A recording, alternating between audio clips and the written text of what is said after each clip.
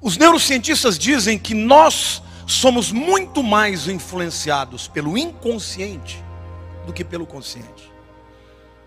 A nossa percepção de vida, as nossas reações, os nossos sentimentos, as nossas convicções são muito mais profundas no nível do inconsciente do que no nível do consciente. Que o teu cérebro tem diversas áreas separadas que se juntam quando você pensa. Tudo isso é muito bonito, mas os cientistas descobriram que 90% de toda atividade cerebral se dá no inconsciente. Só 10% se dá no nível consciente. Tudo que você percebe durante o dia, o teu cérebro está captando. Muitas vezes isso não é no nível do consciente. Por exemplo, uma pessoa vem e fala uma coisa para você e você nem presta atenção direito. Mas lá no teu subconsciente, lá no inconsciente, você grava aquilo como uma rejeição, como um desamor. E aquilo fica arquivado, esperando um gatilho para vir para fora. Já sabemos então que 90% da atividade cerebral é inconsciente. Como é que nós podemos mudar aquilo que a gente não sabe? Como é que você tem sentimentos que você tem e você não explica? Às vezes uma reação, às vezes aquele sentimento que está dentro de você. Por isso, entender o processo de transformação da inconsciência é muito importante. Eu quero que você saiba, querido, que uma das coisas que os cientistas descobriram é que o estresse é o principal elemento que causa danos ao cérebro e à mente. Você não foi criado para viver estressado. Os cientistas dizem que o mundo de hoje tem um estilo de vida que é mais estressante do que qualquer outro. Existe na linguagem do computador o que a gente chama de multitask.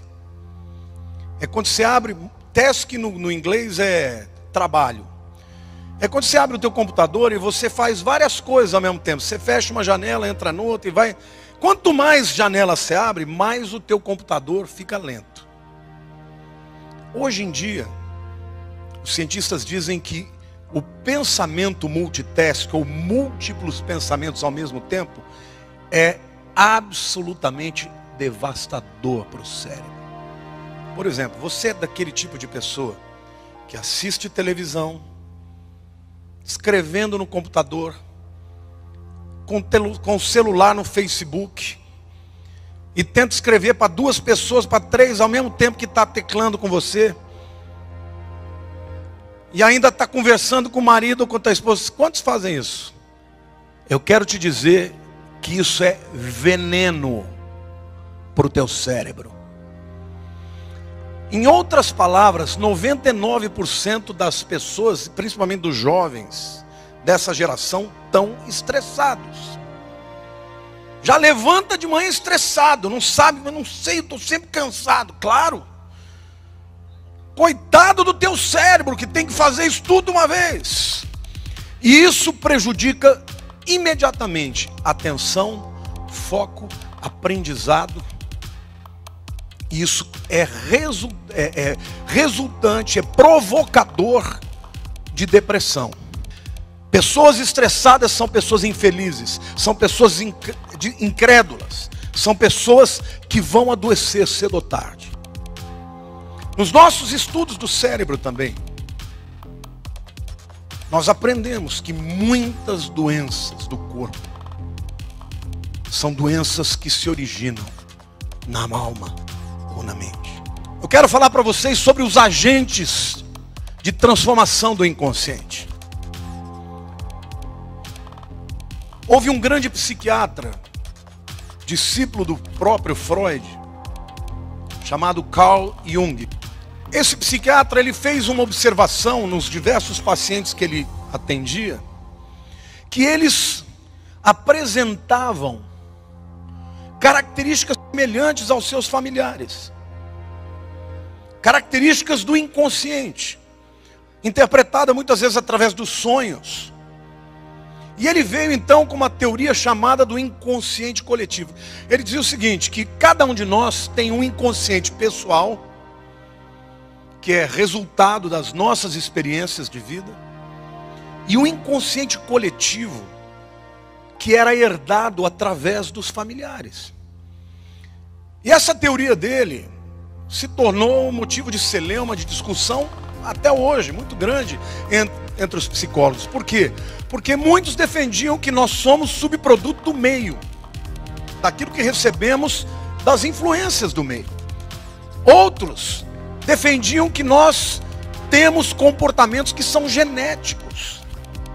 E ninguém provava absolutamente qual das teorias era correta. Até que veio a ciência, a neurociência, e através especificamente de uma disciplina da ciência chamada epigenética, que com estudos e trabalhos provou-se que os pensamentos interferem no DNA. Você, através de pensamentos repetitivos, você pode desligar alguns genes ou ligar outros genes. Ou seja, aquilo que eu penso vai determinar a minha genética.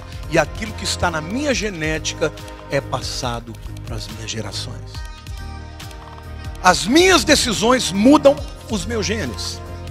A epigenética diz que a minha maneira de pensar pode ligar alguns genes, desligar outros, encurtar, alongar os genes e ter consequências no físico. O inconsciente determina as nossas decisões muitas vezes. São os pensamentos mais profundos da alma.